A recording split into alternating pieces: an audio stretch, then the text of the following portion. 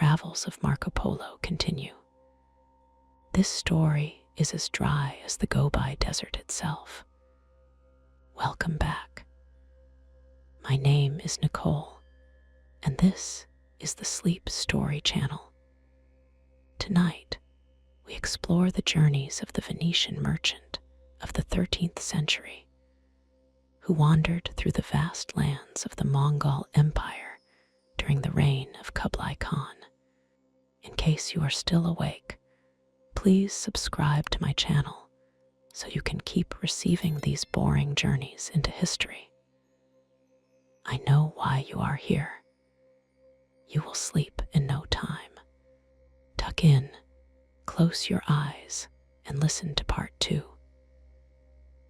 In the year 1271, Marco Polo, his father, and his uncle set out on their famous journey to the court of the great Khan. After many years of service to the Mongol ruler, Marco was permitted to travel throughout the vast empire, recording his observations with remarkable detail. The journey into the interior of Cathay began at the great river called Pulisangin. This magnificent waterway featured a bridge so remarkable that few in the world could match its splendor. The bridge stretched more than 300 paces in length and 8 paces in width, constructed entirely of serpentine stone. 10 horsemen could ride side by side across this marvel of engineering. The structure was supported by 24 arches and 25 piers, a testament to the architectural prowess of the Cathayans.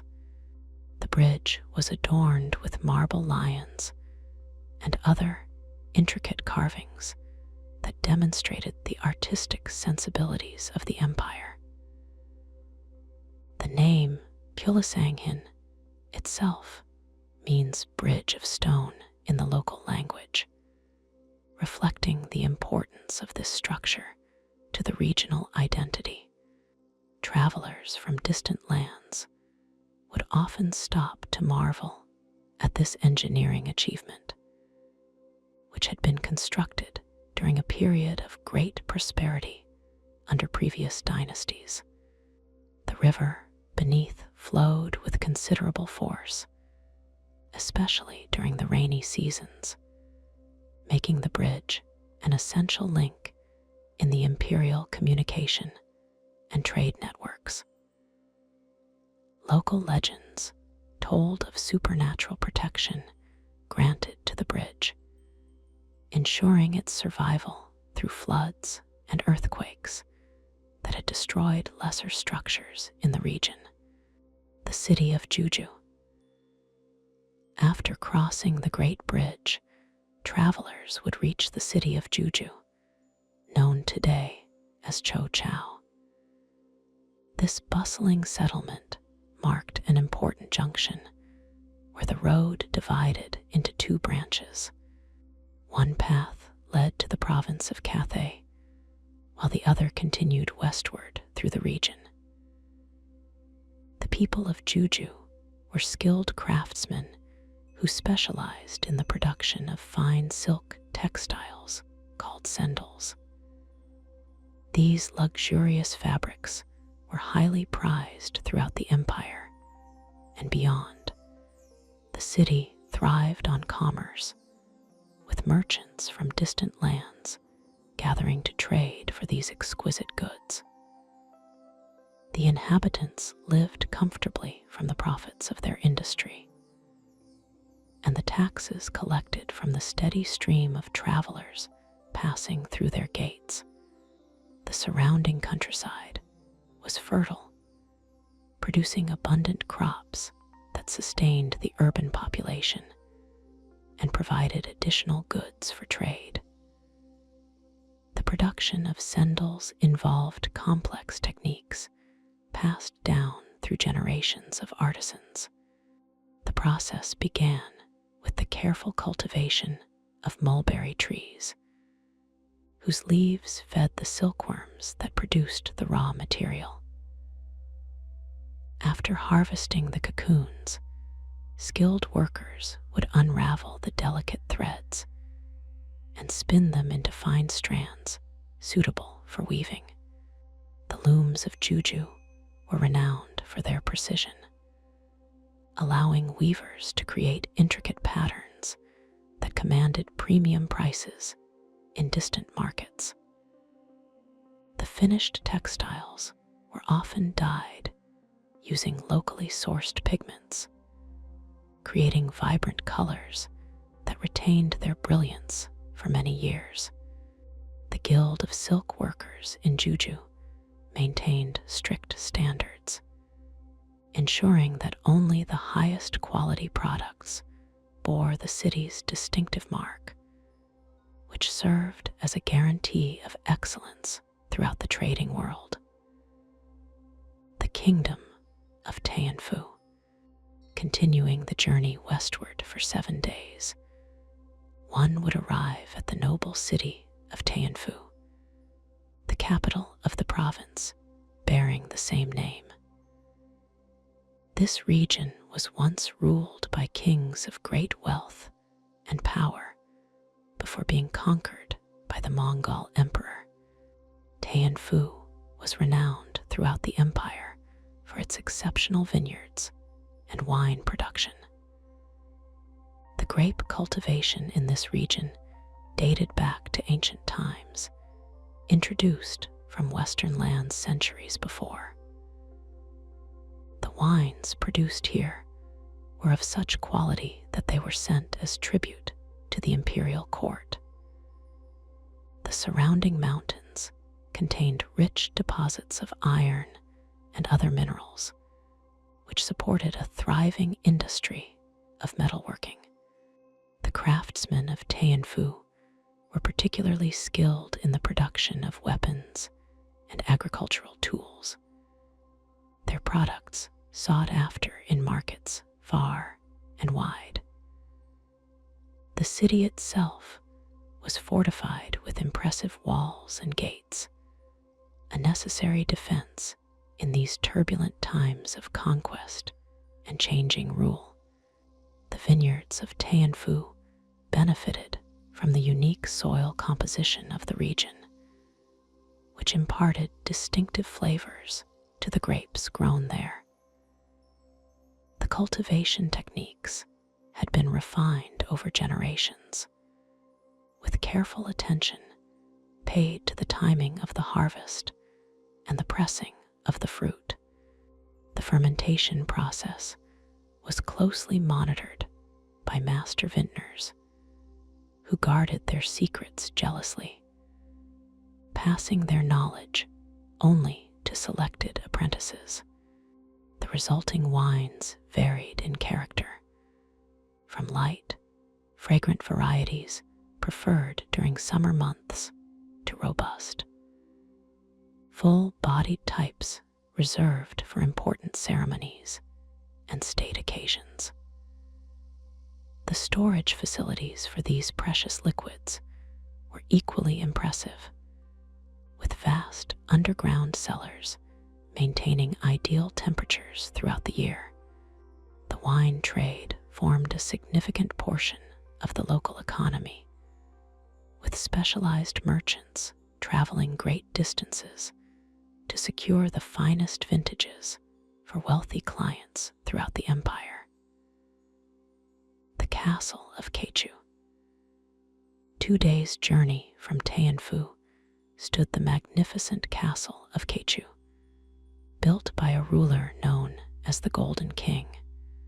Within its walls was a great hall adorned with portraits of all the ancient kings of the country, rendered in gold and vibrant colors. Each successive ruler had added his likeness to this impressive gallery, creating a visual history of the realm. The castle was the setting for a remarkable tale of treachery and capture. According to local accounts, the Golden King had been at war with Prester John, a powerful Christian ruler of neighboring lands. Despite the Golden King's seemingly impregnable position, 17 gallants from Prester John's court devised a cunning plan. They presented themselves to the Golden King as foreign warriors seeking service, and over 2 years gained his complete trust. When the opportunity arose, they seized the king while he was away from his castle with few guards and delivered him to their master Prester John. This tale of deception and the fall of a mighty ruler served as a cautionary lesson about the dangers of misplaced trust, even for those who appeared most secure in their power. The castle of Kechu was constructed with formidable defenses, its walls rising from a rocky promontory that provided natural protection on 3 sides. The single approach was guarded by a series of gates and watchtowers where sentries maintained constant vigilance. Within the outer walls, the castle compound contained numerous buildings serving various functions, from barracks for the garrison to workshops for artisans who maintained the structure and created its decorations. The great hall where the royal portraits hung was particularly impressive, with soaring ceilings supported by massive wooden beams harvested from ancient forests. The windows were positioned to capture the morning light, illuminating the golden details of the artwork and creating an atmosphere of ethereal splendor that impressed visitors and reinforced the authority of the ruler. The fate of the Golden King after his capture became the subject of many legends. Some claimed that Prester John treated his captive with unexpected mercy, eventually establishing a respectful relationship that led to an exchange of knowledge and cultural practices. Others maintained that the Golden King lived out his days in comfortable but secure confinement, never again permitted to return to his former domains, but allowed to maintain a semblance of royal dignity within the constraints of his captivity. The great river Caramoran. Continuing the westward journey, travelers would encounter the great river Caramoran, known to the Chinese as the Kara Muran, or Yellow River. This mighty waterway, one of the most significant in all of Cathay, flowed with such volume and force that no bridge could span it. The Caramoran served as a vital transportation route, with countless vessels navigating its waters to carry goods between provinces. The river's fertile banks supported extensive agriculture, particularly the cultivation of mulberry trees essential for silk production. The surrounding region was home to numerous towns and villages, where the inhabitants engaged in trade and crafts. The river also marked an important boundary between different administrative regions of the empire, with customs posts established to regulate commerce and collect taxes on goods in transit. The strategic importance of this waterway was not lost on the Mongol rulers, who maintained garrisons at key points to ensure control over this crucial artery of their domain. The distinctive yellow color of the river resulted from the high concentration of silt carried in its waters, material eroded from the lowest plateaus through which it flowed. This sediment, deposited during seasonal floods, continuously renewed the fertility of the surrounding plains, creating some of the most productive agricultural land in the empire. The flooding, while beneficial for agriculture, also presented significant challenges for settlements along the banks. Over centuries, the inhabitants had developed sophisticated systems of dikes and canals to manage the waters. Though catastrophic floods still occurred periodically, sometimes altering the river's course dramatically. The vessels that plied the Karamoran varied widely in design and purpose, from small fishing boats to substantial merchant craft capable of transporting tons of cargo. The larger ships featured multiple decks and elaborate cabins for passengers or valuable goods, while specialized vessels were constructed to navigate the more treacherous sections, where rapids and shifting sandbars presented constant hazards. The river pilots who guided these craft commanded great respect and substantial fees for their knowledge of the waterway's moods and dangers. This expertise typically passed from father to son through generations of river families. The city of Kenjinfu. After crossing the Karamoran, the road led to the great city of Kenjinfu, identified by scholars as Si and Ganfu. This ancient capital had once been the seat of powerful emperors and retained much of its former grandeur even under Mongol rule. Kenjinfu was a center of learning and culture, where traditions from many civilizations converged. Within the city stood a remarkable monument to the presence of Nestorian Christians who had established themselves in this distant land centuries earlier. The stone tablet, erected in the year 781, bore inscriptions in both Chinese and Syriac, detailing the history of Christian missions in the region. The city was governed by Prince Mangala, a son of the great Khan, who administered the territory with a combination of Mongol military discipline and respect for local customs. The markets of Kenjinfu were famous for their diversity of goods, from precious metals and gems to exotic spices and medicinal herbs gathered from the surrounding mountains. The Nestorian monument represented one of the most tangible proofs of early Christian influence in China, documenting the arrival of missionaries in the year 635 during the Tang dynasty. The text described how these foreign teachers had been received by the emperor and permitted to establish places of worship and translate their sacred texts. The survival of this stone through periods of religious persecution testified to the resilience of the Christian community in Kenjinfu and the relative tolerance that had characterized much of the region's history.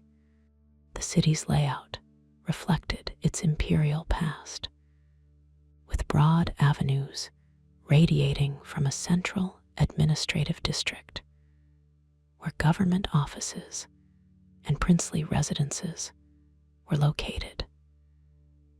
The outer districts were organized according to function, with separate quarters for various crafts and trades, each with its own markets and guild halls. The architectural styles displayed a fascinating blend of traditional Chinese elements with influences from Central Asia, reflecting the city's position at the eastern terminus of the Great Silk Road trading routes. Archaeological evidence suggested that Kenjinfu had been continuously inhabited for over 2,000 years, with each successive dynasty adding new layers to the urban landscape while preserving elements from earlier periods. This historical continuity was evident in the religious structures scattered throughout the city, from ancient temples dedicated to indigenous deities to more recent Buddhist monasteries and the churches established by Nestorian and later Christian missionaries. The province of Kunkan. Beyond Kenjinfu lay the province of Kunkan, a mountainous region that presented formidable challenges to travelers. The journey through this rugged territory required 20 days of arduous travel along narrow paths that wound through steep valleys and dense forests. The mountains of Kunkan were rich in natural resources, including valuable minerals and medicinal plants that were harvested by the local inhabitants. Despite the difficult terrain, numerous villages clung to the mountainsides, their residents cultivating terraced fields and raising hardy livestock adapted to the harsh environment. The isolation of these communities had preserved ancient customs and beliefs that predated the arrival of both Buddhism and the Mongols. Travelers through this region often hired local guides familiar with the treacherous mountain paths and the unpredictable weather patterns that could quickly transform a difficult journey into a dangerous one. The people of Kunkan were known for their hospitality to those few strangers who ventured into their remote homeland. The mountain ranges of Kunkan featured dramatic limestone formations, with towering peaks that disappeared into the clouds during much of the year. The complex geology of the region had created numerous caves and underground waterways, some of which were considered sacred by the local population and used for religious ceremonies. The forests covering the lower slopes contained a remarkable diversity of plant species, many with medicinal properties known only to the indigenous healers who gathered them according to ancient traditions. The cultivation of crops in this challenging environment required ingenious solutions, with terraced fields carved into the mountainsides and elaborate irrigation systems that channeled water from mountain streams to sustain agriculture during dry periods. The villages themselves were typically constructed of locally available materials, with stone foundations supporting wooden superstructures designed to withstand the heavy snowfalls of winter and the occasional earth tremors that affected the region. The social organization of these communities centered around extended family groups, with decisions made collectively by councils of elders who applied customary law to resolve disputes and allocate resources. The religious practices incorporated elements of nature worship and ancestor veneration, with seasonal festivals marking important agricultural events and life transitions. The crafts produced in these isolated settlements reflected both practical needs and artistic traditions, with distinctive styles of weaving, wood carving, and metalwork that were highly valued by collectors in more accessible regions. The province of Ukbalak Manzi. After the challenging passage through Kunkan, the traveler would emerge onto a plain belonging to the province of Ukbalak Manzi. The name itself signified the white city of the Manzi frontier, marking the boundary between the northern and southern regions of Cathay. This fertile plain extended for 2 days' journey, dotted with numerous towns and villages whose inhabitants prospered through agriculture and trade. The fields produced abundant harvests of rice, wheat, and other grains, while orchards of fruit trees flourished in the favorable climate. The capital city, also called Ukbalak Manzi, was a fortified settlement that served as an administrative center and marketplace for the surrounding countryside. Beyond this pleasant interlude of level terrain, the road once again climbed into mountainous country for another 20 days of travel. These mountains were home to the musk deer, highly valued for the aromatic substance produced by the males of the species, which commanded high prices in markets throughout Asia and even distant Europe. The frontier position of Ukbalak Manzi gave the province strategic importance within the Mongol Empire, serving as a transitional zone between the predominantly Mongol and Chinese northern territories and the more recently conquered southern regions. This geographical situation influenced every aspect of life in the province, from its administrative structures to its cultural practices. The population reflected this intermediate status, with communities of northern origin living alongside indigenous southern groups, gradually developing a distinctive regional identity that incorporated elements from both traditions.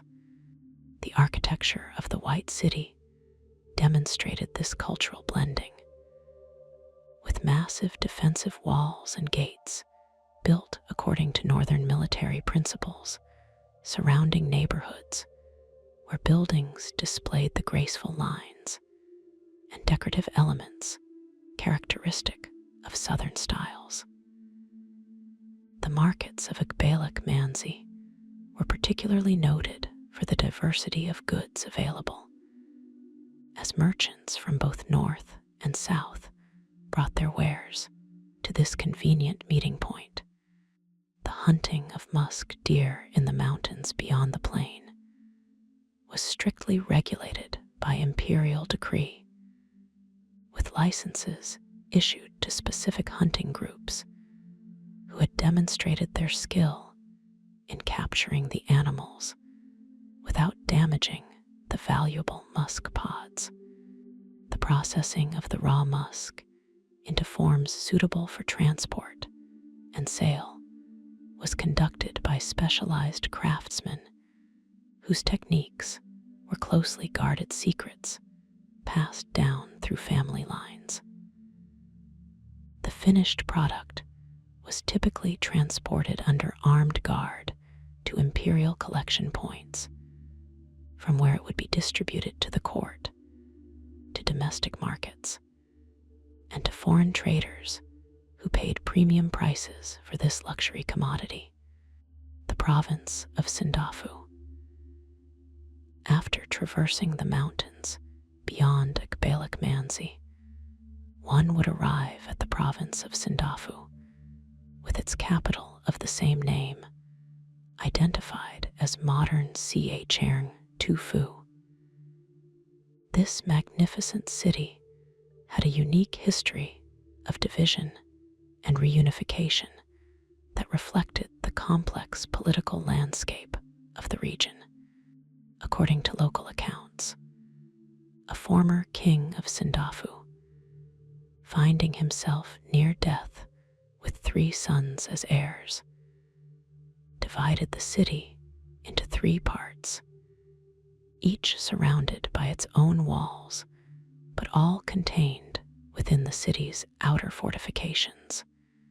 Each son ruled his section as an independent king until the great Khan conquered the territory and reunited the city under Mongol authority.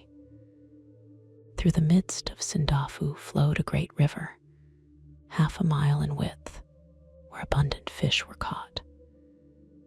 This waterway, known as the Kayan Sai, eventually reached the ocean after a journey of 80 or 100 days. The river supported extensive commerce, with countless vessels transporting goods to and from the city. A remarkable stone bridge, half a mile in length and roofed with timber, spanned the river. This structure was lined with houses where merchants conducted business, and the customs house of the Great Khan collected substantial daily revenues from the trade that crossed this vital artery. The tripartite division of Sindafu had created a unique urban landscape, with each section developing its own distinctive character during the period of separation. The northern section had become known for its administrative functions and the residences of officials, the eastern section for its commercial activities and markets, while the western section had developed as a center for cultural and religious institutions. Though reunified under Mongol rule, these specialized districts continued to maintain their individual identities, creating a diverse and vibrant urban environment. The Great Bridge connecting parts of the city was not merely a transportation link, but a community in itself, with permanent structures housing not only businesses, but also residences for the merchants and craftsmen who operated there. The wooden roof protecting the bridge from weather also created a pleasant environment for social gatherings, with tea houses and small restaurants established at intervals along its length. During festivals, the bridge would be decorated with lanterns and banners, becoming a central location for celebrations that united the formerly divided sections of the city. The river traffic below the bridge operated according to complex schedules and regulations, with different types of vessels assigned specific docking areas and times of passage to prevent congestion in the busy waterway. The fishing industry of Sindafu employed specialized techniques for different species, from net fishing in the open river to trap systems in the backwaters and tributaries. The variety of fish available in the markets reflected this diversity of methods, with fresh catches supplemented by preserved varieties prepared through salting, smoking, or drying for transport to more distant markets. The province of Tibet. 5 days' journey from Sindafu brought travelers to the province of Tibet, a vast territory that had suffered greatly during its conquest by the Mongol forces. The devastation was still evident in abandoned villages and untended fields throughout the region. The people of Tibet practiced customs that appeared strange and sometimes shocking to foreign visitors. They refused to marry virgins, preferring women who had known many men, believing this made them more valued and respected. Their religious practices centered around idol worship, with elaborate temples where animal sacrifices were offered. The Tibetans were skilled craftsmen who created distinctive clothing from the wool of their livestock and the wild animals they hunted. They used large, fierce dogs to protect their settlements and flocks from the predators that roamed the mountains. The region was known for its bamboo forests, which grew so densely that travelers had to be cautious when making camp.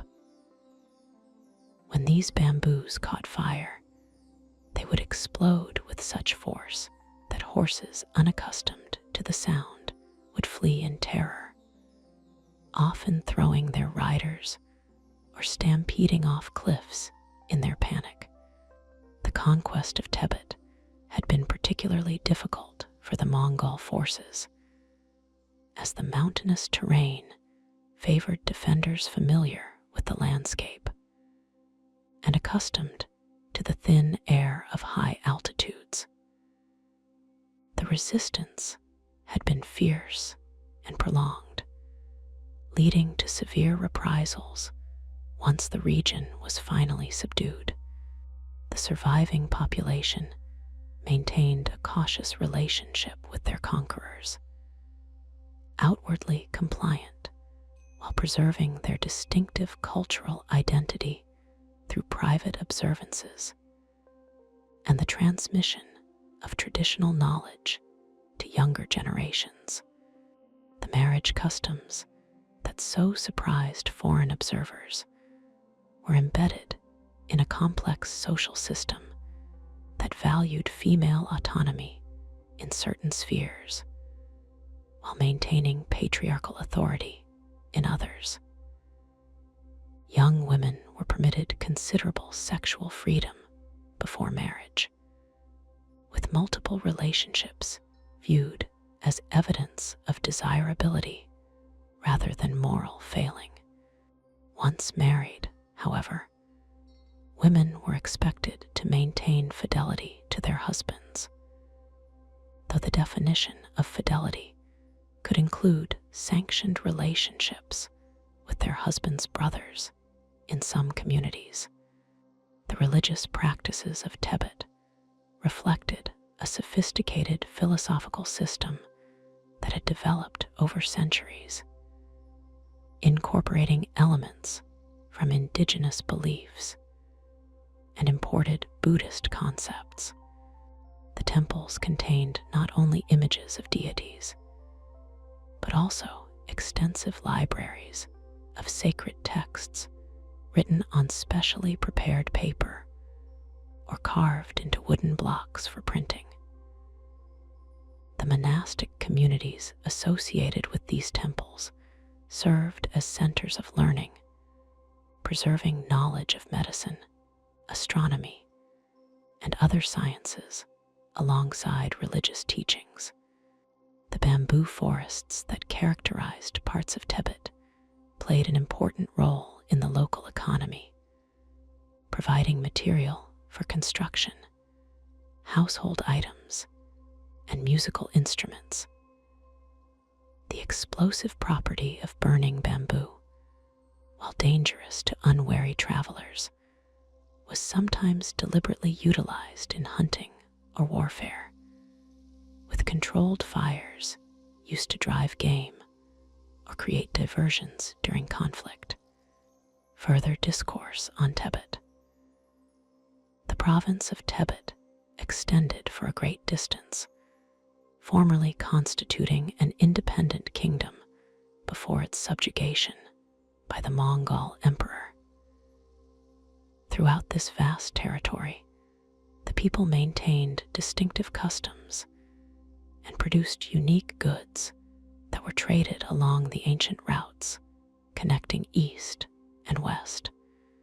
Among the most valuable products of Tibet was cinnamon, harvested from trees that grew in the mountains.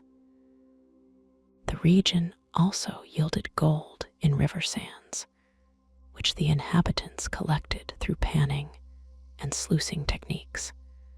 Coral was highly prized by the Tibetans, who used it for ornaments and religious artifacts, believing it possessed protective powers. They fashioned this imported material into beads for necklaces and decorations for their idols. The province was home to enormous dogs, almost the size of donkeys, which were trained for hunting and warfare. These formidable animals were capable of bringing down wild cattle and even fierce predators that threatened the communities. The Tibetans also bred a distinctive type of cattle called bayamini, with long, thick hair that was collected and woven into waterproof tents, and clothing suitable for their harsh climate. The cinnamon harvested in Tibet was considered superior to varieties found elsewhere, with a more intense aroma and flavor that made it particularly valuable for medicinal preparations and luxury spice blends. The harvesting process required considerable skill, as the bark had to be removed from the trees in specific ways to ensure both the quality of the product and the continued health of the tree for future harvests. The collectors worked during particular seasons when the essential oils in the bark were most concentrated, carefully selecting trees of the optimal age and condition. After harvesting, the bark underwent a complex curing process that involved specific drying techniques and sometimes fermentation to develop the desired characteristics. The gold found in Tibetan rivers, though not as abundant as in some other regions, was noted for its exceptional purity, requiring minimal refining before use in jewelry and religious objects.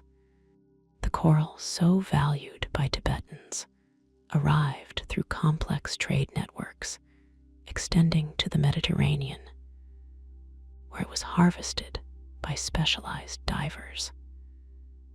By the time it reached Tibet, its value had increased exponentially, making it a symbol of wealth and status accessible only to the elite or for the most important religious purposes. The massive dogs bred in the region resulted from centuries of selective breeding for size, strength, and temperament.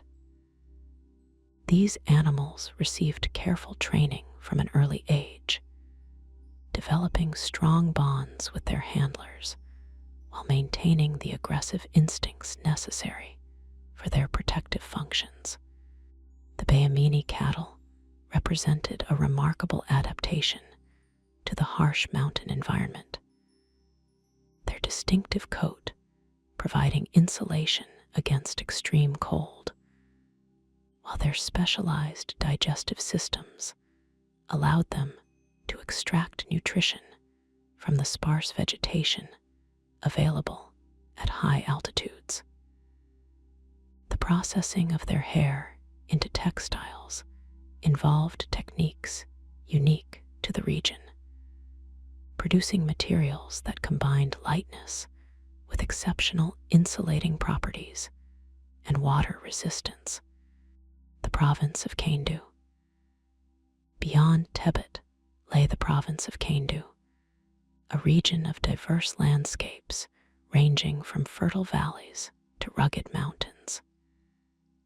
The inhabitants practiced customs that reflected their isolation from the more regulated societies of central Cathay. In Kaindu, a remarkable system of exchange existed where salt was used as currency. The people would take salt water from springs, boil it until it solidified, and then form it into coin-shaped molds.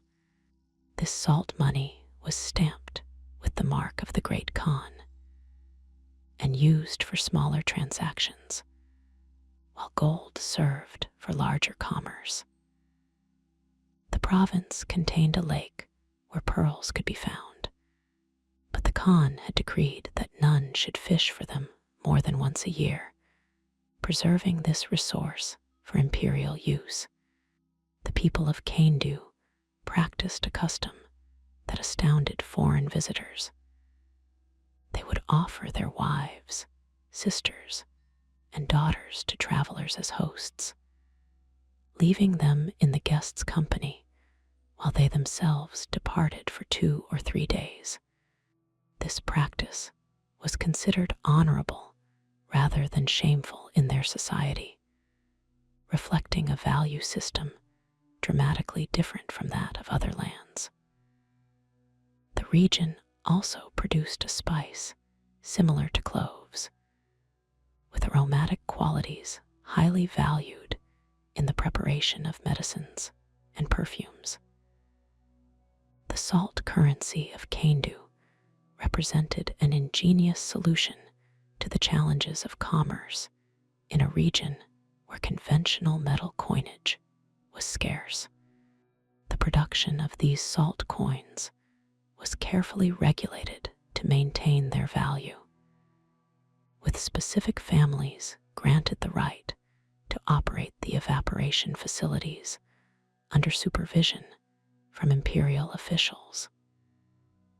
The resulting currency had the advantage of intrinsic value, as the salt could always be dissolved and used for its primary purpose if necessary. This practical aspect distinguished it from purely symbolic currencies and helped maintain its acceptance throughout the region. The pearls found in the lakes of Kaindu had distinctive characteristics that made them particularly valued in certain markets.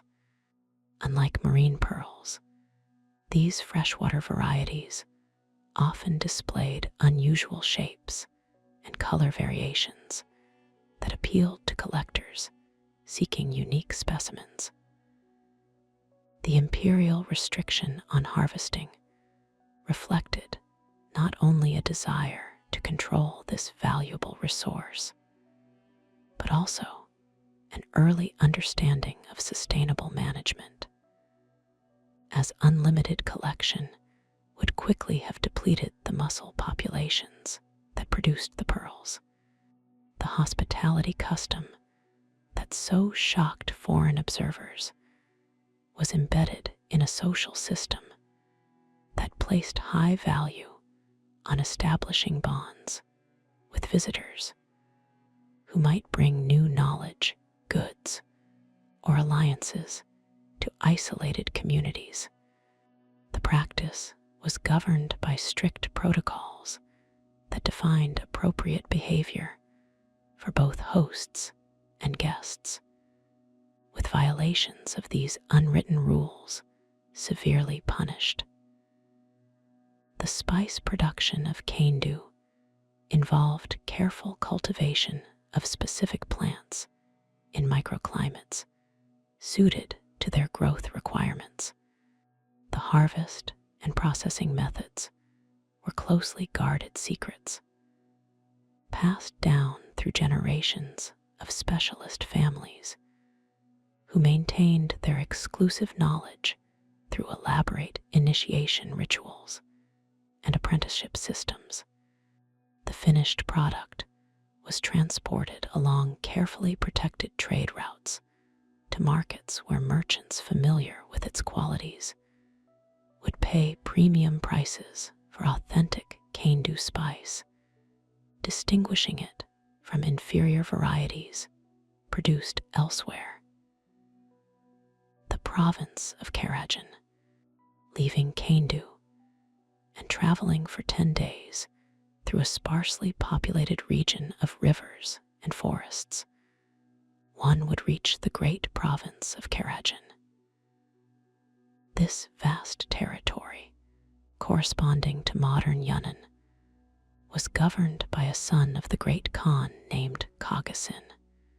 Karajan was home to a diverse population that included communities of Nestorian Christians and Muslims living alongside the majority who practiced indigenous beliefs.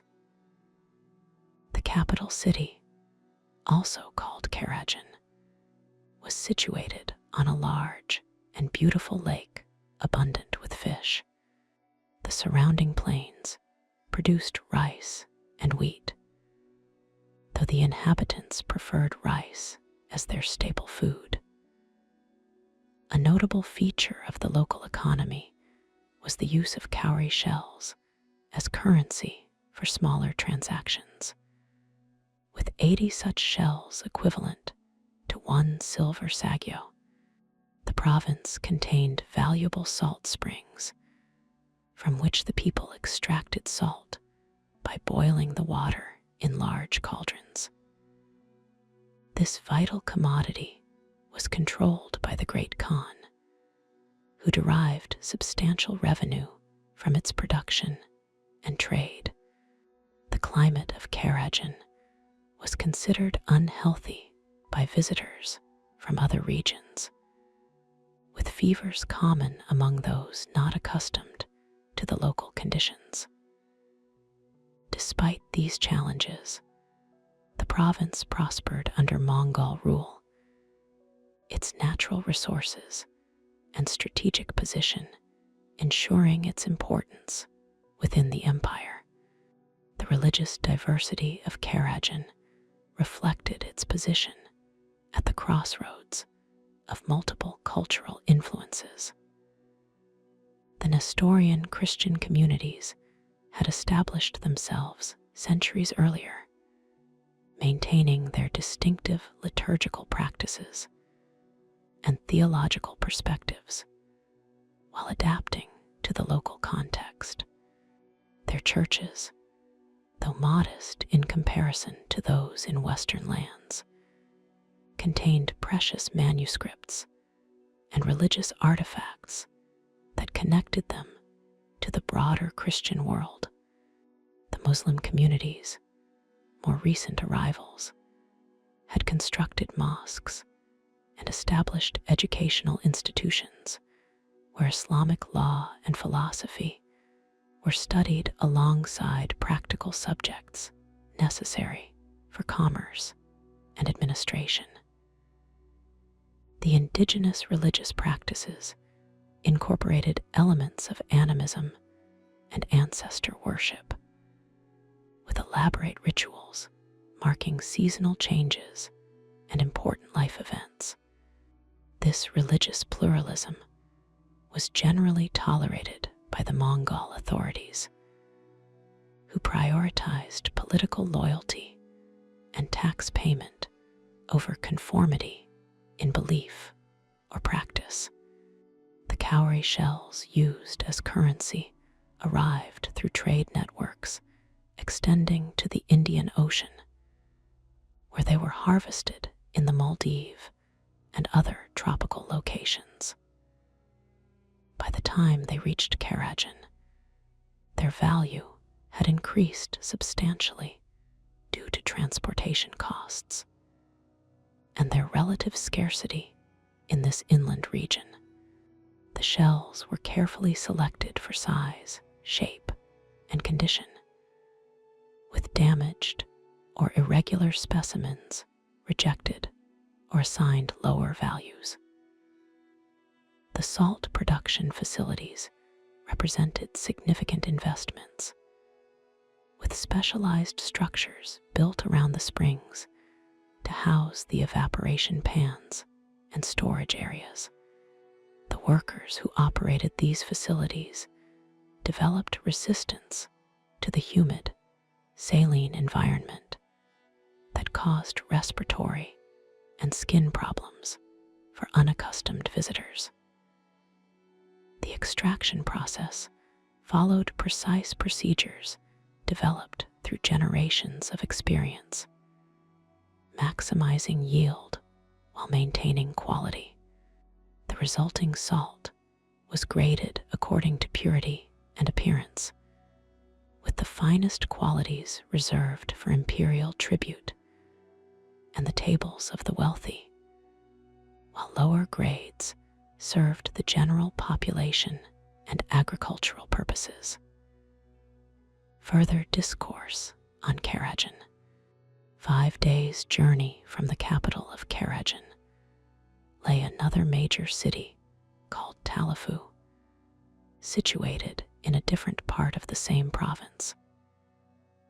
This region had its own distinctive features and resources that contributed to the wealth of the Mongol Empire.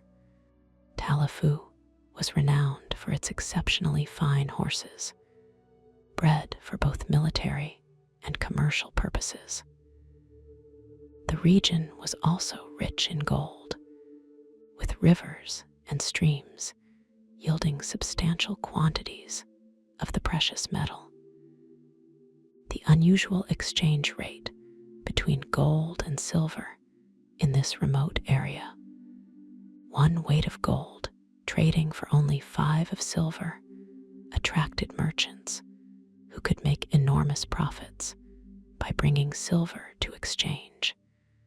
The lakes and rivers of this part of Karajan were home to large reptiles that Marco Polo described as serpents, though they were likely crocodiles.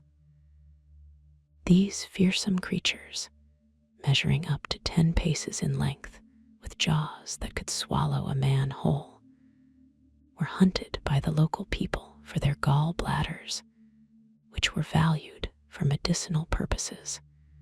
The inhabitants of this region practiced a strange custom when ill.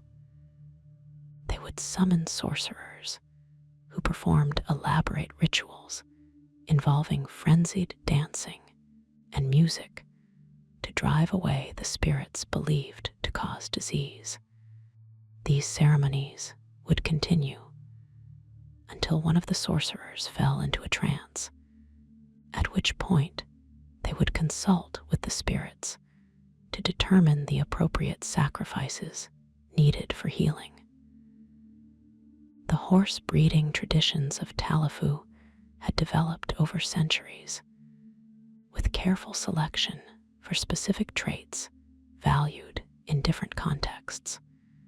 Military horses were bred for strength, endurance, and courage in battle, while those intended for commercial transport were selected for their ability to carry heavy loads over difficult terrain. The breeding stock was carefully maintained, with detailed records of lineages preserved by specialist families who could recite the ancestry of their animals for many generations.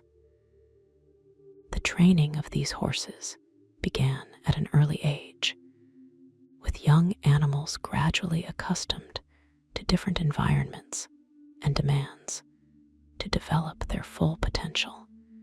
The gold mining operations in the region ranged from simple panning in streams to more complex extraction methods involving the diversion of watercourses and the construction of sluices to process larger quantities of sediment. The miners developed specialized tools adapted to local conditions and ore types, maximizing recovery while minimizing the labor required. The processing of the raw gold into forms suitable for trade or use in jewelry and religious objects involved sophisticated metallurgical knowledge, with techniques for purification and alloying that produced materials with specific desired properties. The crocodiles, or large reptiles that inhabited the waterways, were the subject of numerous local legends, with some communities considering them embodiments of water deities that required propitiation through specific rituals.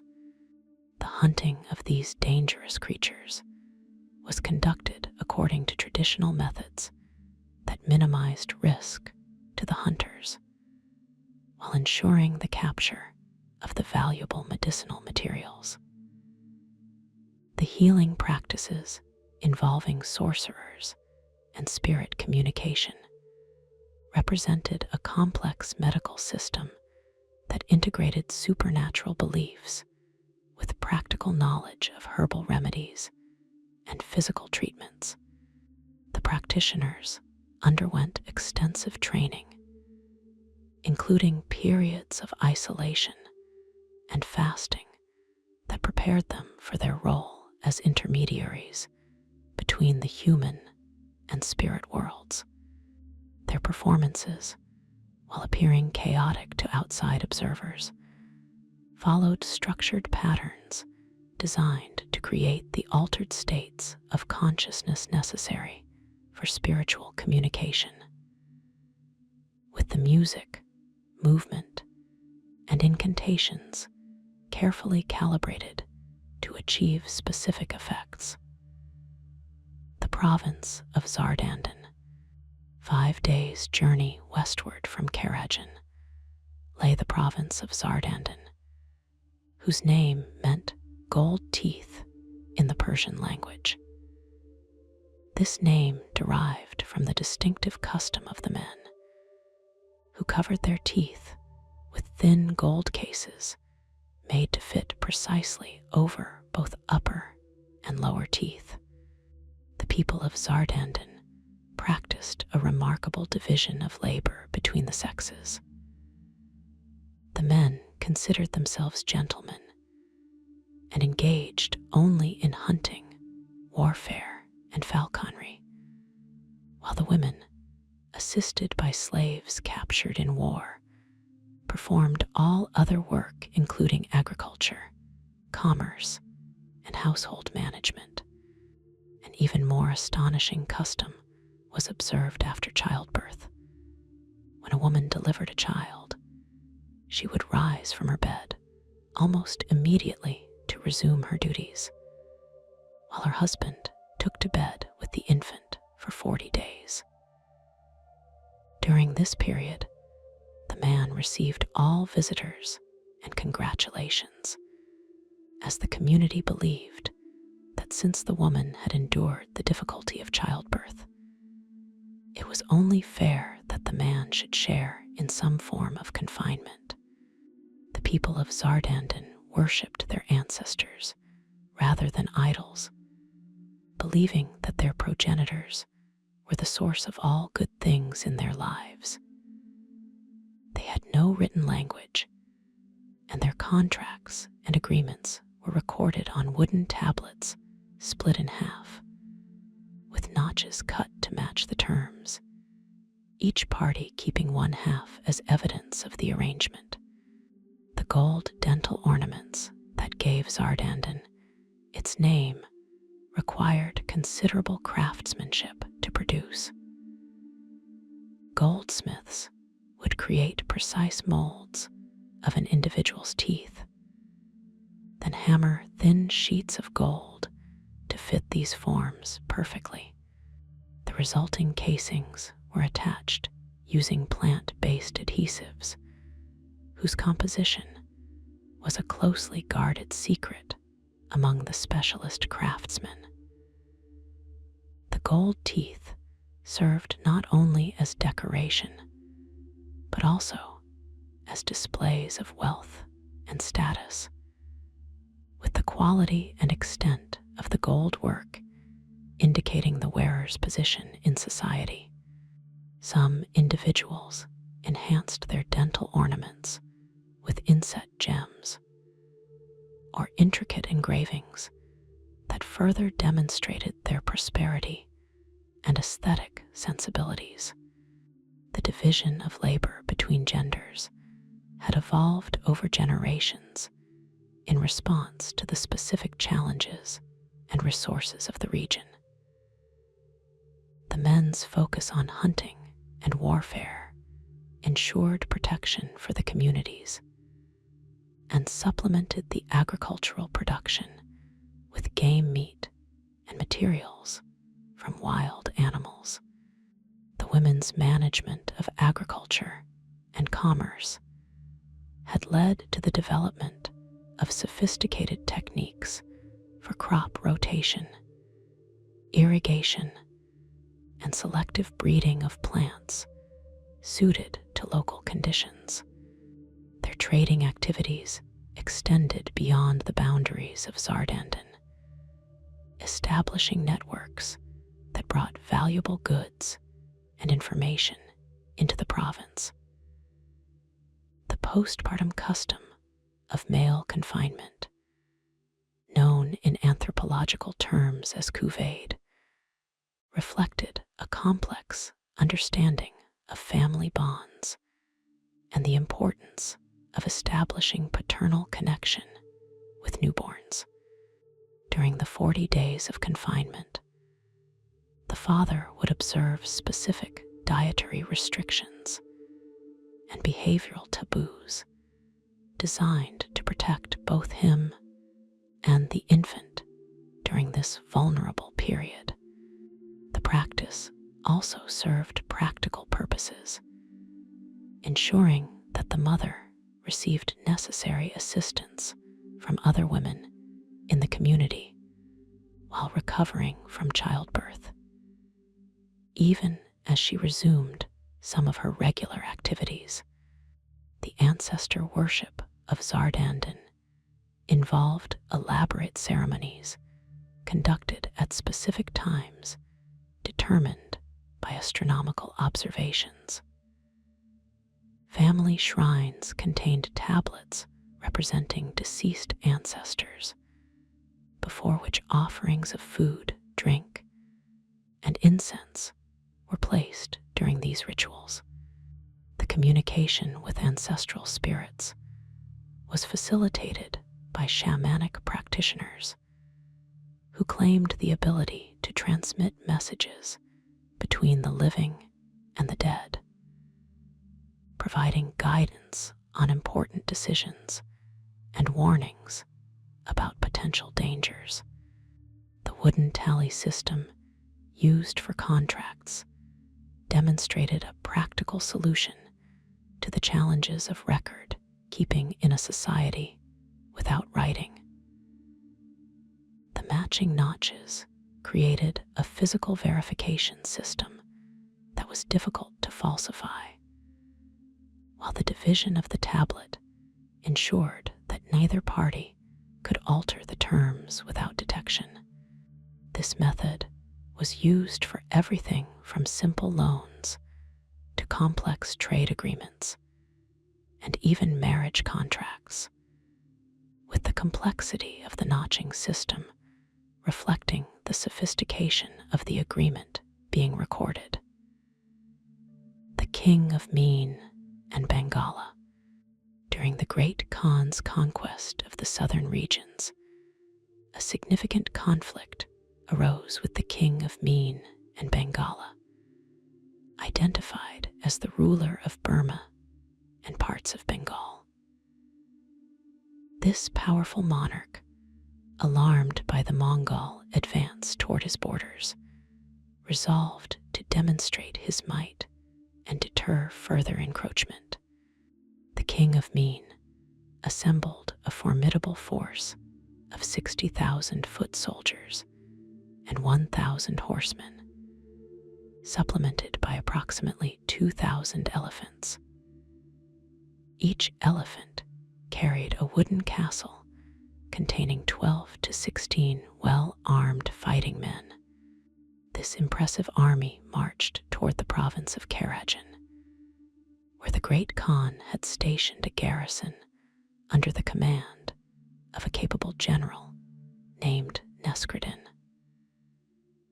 Upon receiving intelligence of the approaching army, Nesreddin found himself in a precarious position, having only 12,000 horsemen at his disposal against the much larger force. Nevertheless, he was an experienced commander who prepared his troops carefully for the coming battle. The confrontation would prove to be a decisive test of Mongol military tactics against the traditional warfare methods of the southeastern kingdoms, with significant consequences for the balance of power in the region. The Kingdom of Min had a long and proud history, with a dynastic lineage that claimed descent from both human and divine ancestors. The capital city featured impressive religious monuments, particularly towering pagodas covered in gold leaf that gleamed brilliantly in the tropical sunlight. The royal palace was a complex of wooden buildings with elaborate carvings and gold decorations, surrounded by formal gardens where exotic plants from throughout the kingdom were cultivated. The court maintained diplomatic relations with neighboring powers, including the Chinese dynasties that had preceded the Mongol conquest, and had developed sophisticated administrative systems for governing their extensive territories. The military traditions of Min emphasized the use of war elephants, which had proven effective against previous enemies unaccustomed to these massive beasts. The elephants underwent years of training to prepare them for battle conditions, gradually accustoming them to noise, fire, and the chaos of combat. Their handlers, typically members of families who had worked with elephants for generations, developed deep bonds with their animals and could direct them through complex maneuvers using subtle commands. The wooden castles carried on the elephants' backs were engineering achievements in themselves, designed to be lightweight, yet strong enough to protect the soldiers within, while providing stable platforms for archers and spearmen. The foot soldiers of the Min army were primarily armed with spears, swords, and bows, with protective equipment varying according to rank and unit. Elite troops wore metal armor and carried shields decorated with insignia, indicating their status and affiliation, while the majority made do with quilted cloth protection and simpler weapons. The army moved with a substantial baggage train carrying supplies, spare weapons, and the extensive equipment needed to maintain the elephant corps, including specialized fodder and medicinal materials for treating injuries or illness among these valuable animals. The logistics of moving such a large force presented considerable challenges, requiring careful planning of routes to ensure adequate water and forage, especially for the elephants, which consumed enormous quantities daily. The battle against the King of Min. The battle between the Mongol forces and the army of the King of Min took place in the plain of Vachen. Nesreddin, though commanding a much smaller force, positioned his 12,000 horsemen strategically near a large forest that would play a crucial role in his tactics. When the King of Min's army approached with its imposing elephants bearing wooden castles filled with armed men, the Mongol horses took fright at the unfamiliar sight and smell of these enormous beasts. Unable to make their mounts advance, Nesreddin ordered his men to dismount and tie their horses to trees in the nearby forest. The Mongol soldiers, expert archers, then unleashed a devastating barrage of arrows against the advancing elephants. The animals, maddened by pain as arrows rained upon them like hailstones, turned and fled into the forest, crashing their wooden castles against trees and throwing their riders to the ground. With the elephant corps in disarray, the Mongol cavalry remounted and charged against the remaining infantry. Despite their numerical advantage, the troops of Min could not withstand the disciplined assault of the battle-hardened Mongols. By midday, the king's forces broke and fled, pursued by the victorious Mongols, who inflicted heavy casualties. After the battle, Neskhredin's men captured more than 200 elephants in the forest, marking the beginning of the Great Khan's use of these animals in his own armies. The Mongol victory at Vachin demonstrated the adaptability and tactical intelligence that had made them such formidable conquerors across Asia. Neskhredin's decision to dismount his troops and use their archery skills represented a perfect example of the Mongol ability to assess battlefield conditions and develop effective responses to unfamiliar challenges. The composite bows used by the Mongol archers were products of sophisticated engineering, combining different materials to create weapons with exceptional power and accuracy. Each warrior carried multiple quivers containing arrows designed for different purposes, from armor-piercing points to broader heads that caused maximum damage to unprotected targets. The training of Mongol archers began in childhood, with daily practice creating warriors who could shoot with remarkable accuracy from horseback or on foot, maintaining a rate of fire that overwhelmed opponents accustomed to less efficient weapons. The discipline of the Mongol forces was equally important to their success, with units maintaining formation and responding instantly to commands, even in the chaos of battle. This organizational advantage allowed them to execute complex maneuvers that confused and divided their opponents, creating vulnerabilities that could be exploited by rapid cavalry movements. The aftermath of the battle brought significant changes to the region, as the defeated kingdom of Min was forced to acknowledge Mongol supremacy and accept tributary status. The captured elephants were incorporated into the Mongol military system, with handlers from Min retained to care for and train the animals. Over time, the Mongols developed their own expertise in elephant warfare, adding yet another capability to their already formidable military repertoire.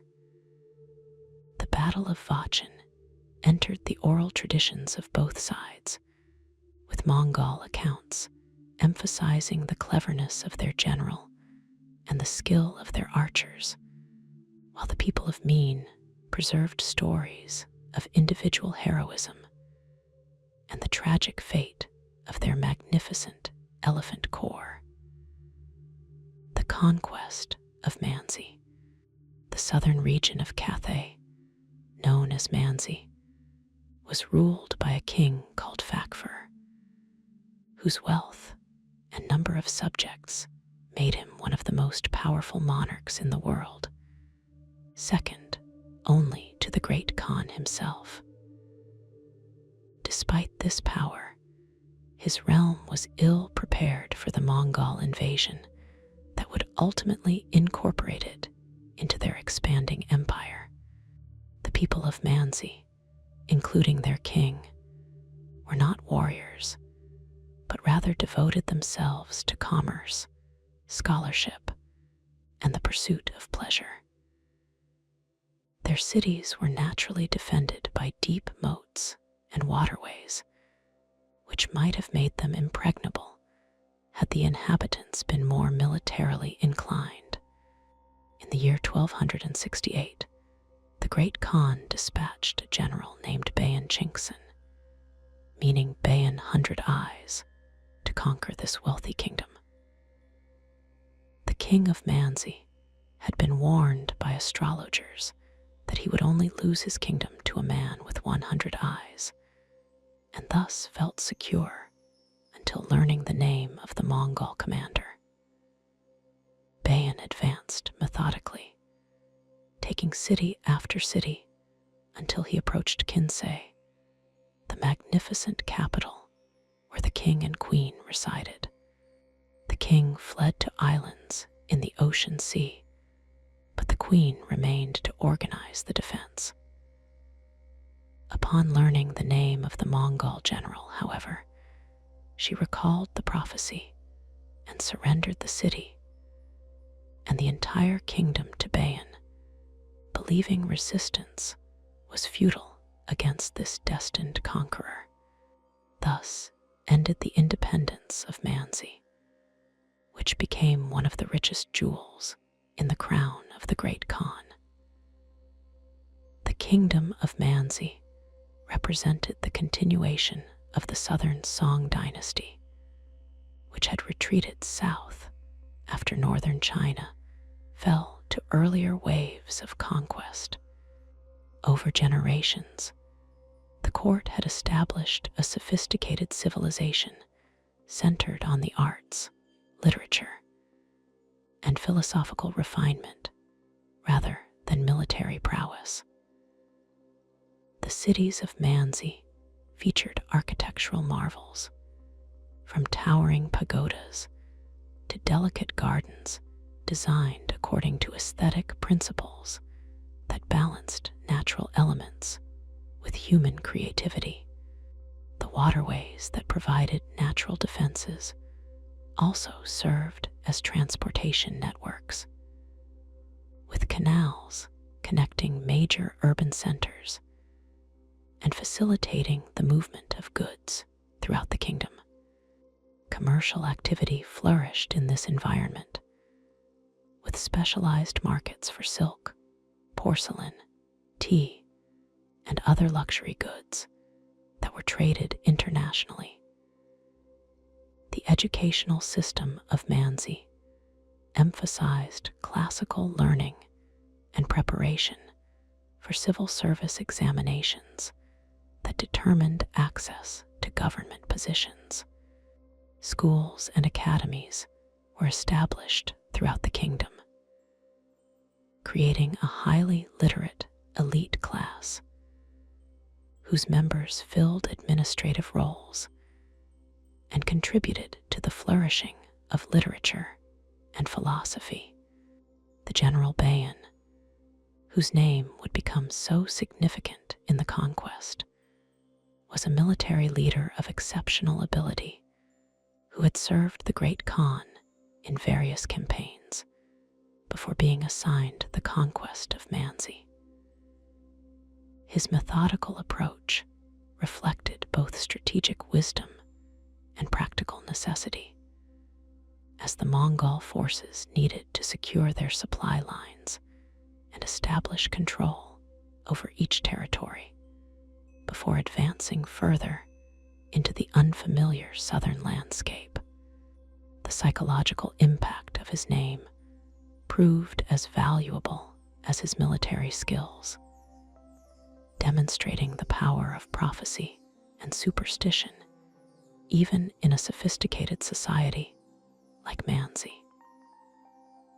The flight of the king to island refuges represented a traditional pattern in Chinese history, where rulers facing inevitable defeat would sometimes retreat to inaccessible locations rather than submit to conquerors. The queen's decision to surrender, by contrast, reflected a pragmatic assessment of the situation and a desire to spare the capital from the destruction that resistance would inevitably bring. Her action preserved much of the cultural and physical infrastructure of Manzi, allowing for a relatively smooth transition to Mongol rule that maintained many of the administrative systems and social structures that had made the kingdom prosperous. The city of Koiganju. After the conquest of Manzi, the Great Khan established firm control over its cities and provinces, including Koiganju, which served as an important administrative center in the newly acquired territory.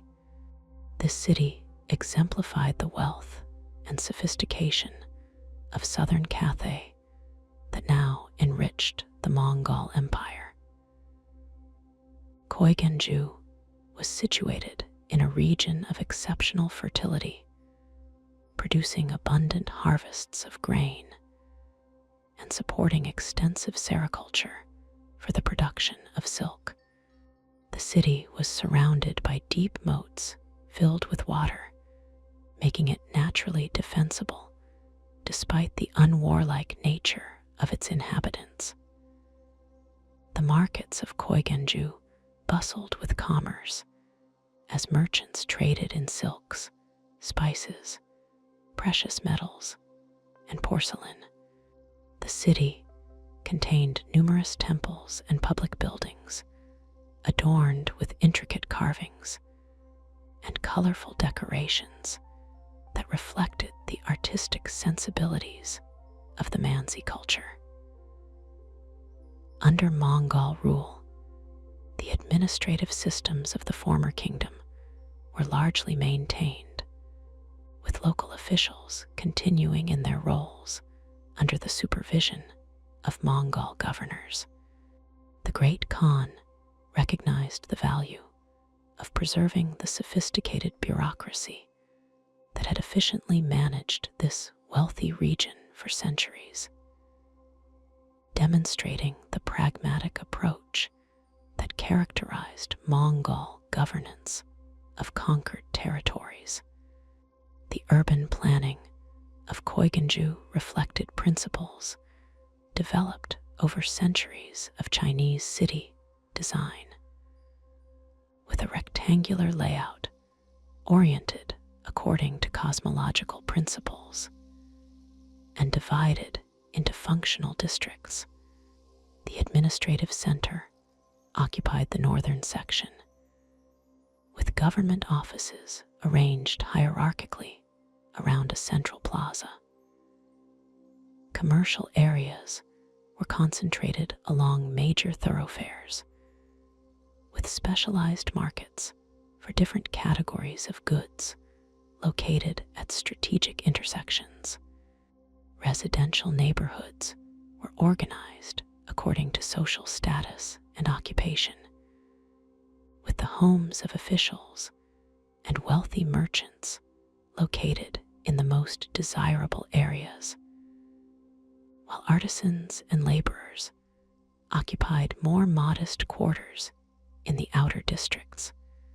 The water management systems of Koiganju represented sophisticated engineering achievements, with canals and reservoirs not only providing transportation and defense, but also supporting agriculture through irrigation networks that extended into the surrounding countryside. Sluice gates and pumping stations regulated water levels, preventing floods during rainy seasons and maintaining adequate supplies during drier periods. The religious life of the city centered around Buddhist temples and Taoist shrines, with different communities supporting particular institutions through donations and participation in festivals. The calendar of religious observances provided structure to the civic year, with with major celebrations drawing participants from throughout the region, and smaller rituals marking the rhythms of daily life. The Mongol administration maintained a careful balance between respecting these traditional practices and ensuring that religious institutions did not become centers of resistance to the new regime. The economic importance of Koigenju derived not only from its own production, but also from its role as a collection and distribution center for goods from the surrounding region. Tax revenues flowed through the city's administrative offices, with a portion retained for local needs, and the remainder forwarded to the imperial treasury. The standardization of weights, measures, and currency under Mongol rule facilitated commerce, while the improved security along trade routes increased the volume and value of goods passing through the city's markets. The wealth of Manzi. The kingdom of Manzi, now incorporated into the Mongol Empire, was renowned for its extraordinary wealth and the benevolent governance of its former rulers. The last king, though ultimately unsuccessful in defending his realm, had established systems of charity and public welfare that impressed even his conquerors. One remarkable practice of the former king was his care for abandoned children. Throughout Manzi, it was common for impoverished families to expose newborn infants they could not support. The king established a system whereby these foundlings were taken into royal care, their astrological signs recorded, and then placed with nurses throughout the country. When wealthy childless couples desired heirs, they could apply to the king for these orphans. As the children grew to adulthood, the king would arrange marriages between them, providing the new couples with the means to establish themselves. Through this system, some 20,000 boys and girls were saved and provided for each year. The king also demonstrated his concern for urban aesthetics, providing funds to improve humble dwellings that stood among finer houses, ensuring that his capital presented a uniformly impressive appearance. The city was so secure under his rule that merchants left their shops unlocked at night, even when filled with valuable goods, confident that no theft would occur. These enlightened policies created a prosperous and orderly society that continued to function effectively even after the Mongol conquest. The orphan care system represented an early form of social welfare that addressed a persistent problem in pre-modern societies. The recording of astrological information for each child reflected the importance of such knowledge in determining compatible matches and auspicious career paths according to the beliefs of the time. The nurses who cared for these children were carefully selected and regularly inspected to ensure proper treatment, with compensation provided from royal funds. The placement process involved detailed assessments of potential adoptive families, considering not only their wealth and status, but also their character and household environment. The marriage arrangements made by the royal administration took into account not only astrological compatibility, but also practical considerations of temperament and skills. aiming to create stable unions that would contribute to social harmony. The dowries and establishment grants provided to these couples represented significant investments in human capital, creating new household units that would contribute to the economic and social fabric of the kingdom.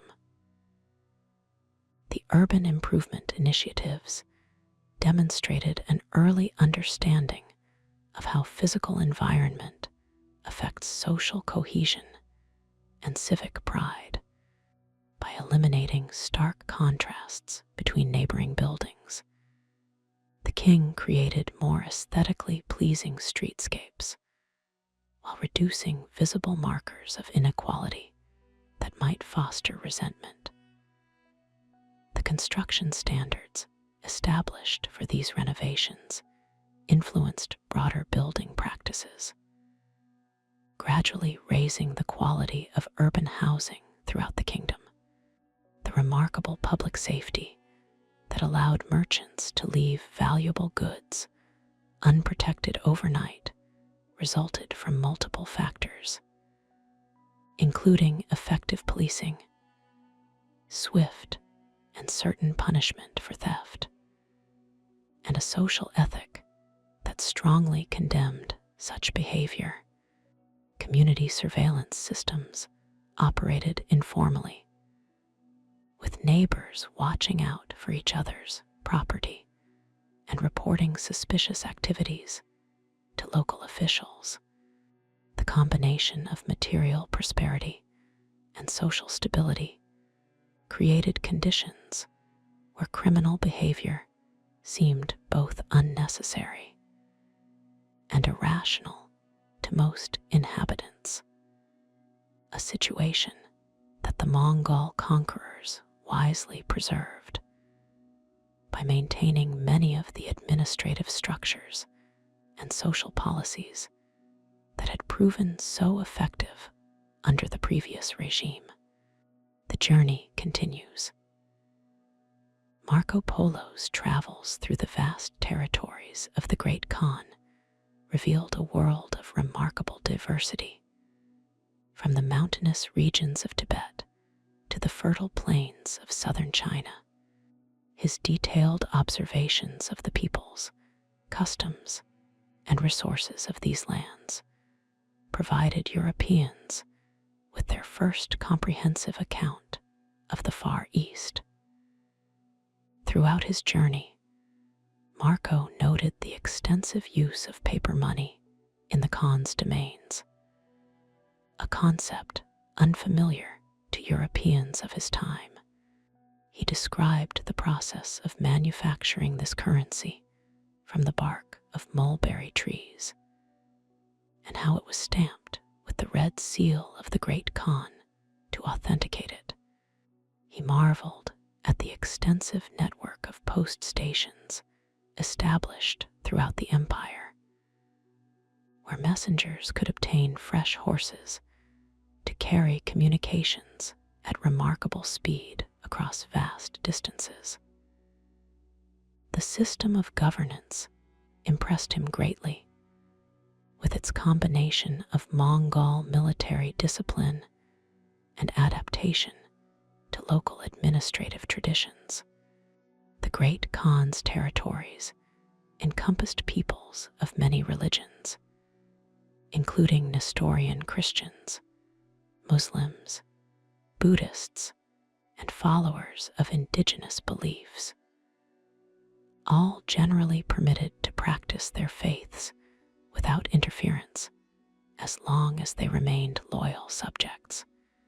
This religious tolerance, like many aspects of the Mongol Empire, contrasted sharply with European practices of the same period, contributing to the skepticism with which Marco's account was initially received when he finally returned to Venice after his long sojourn in the East.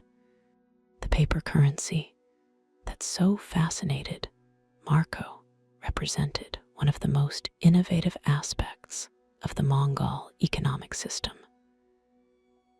The production process involved not only the physical manufacturing of the notes, but also sophisticated controls to prevent counterfeiting, including special fibers embedded in the paper and complex printing techniques that were difficult to replicate. The denominations were clearly marked, with different sizes and colors for various values, and worn or damaged notes could be exchanged for new ones at government offices throughout the empire. The acceptance of this currency was mandated by imperial decree, with severe penalties for those who refused it in commercial transactions. The postal relay system that enabled rapid communication across the vast empire consisted of stations positioned approximately 25 miles apart along major routes. Each station maintained a stock of horses, with riders trained to travel at maximum speed between posts. In urgent cases, riders would carry special tokens indicating the priority of their messages, entitling them to commandeer the best horses and receive immediate assistance at each station. This system allowed information to travel at an average of 150 miles per day, an extraordinary speed for pre-modern communications that gave the Mongol rulers significant advantages in administering their territories.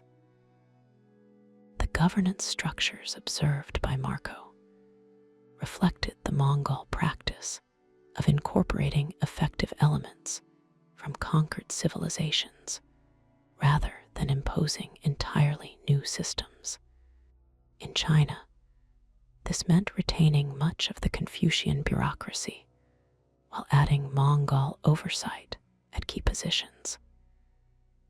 The civil service examination system continued to function, though with some modifications to accommodate Mongol priorities, and local administration remained largely in the hands of indigenous officials familiar with regional conditions and customs.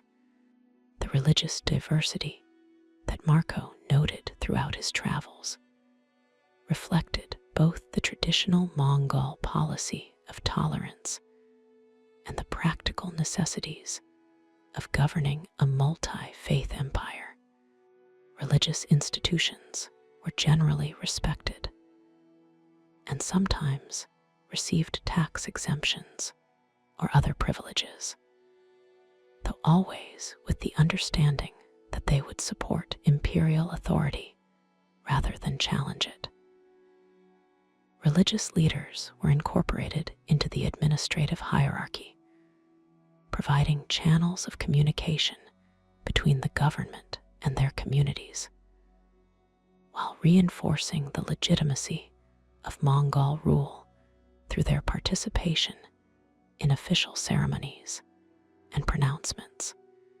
Marco's eventual return to Venice in 1295, after 17 years in the East, brought this wealth of observations and experiences back to Europe.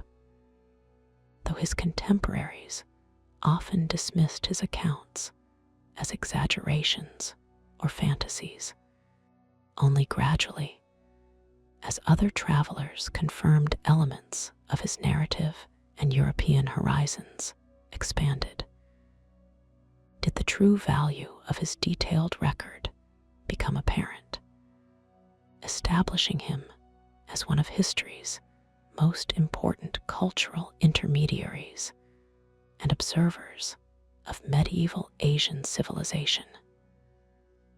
The end.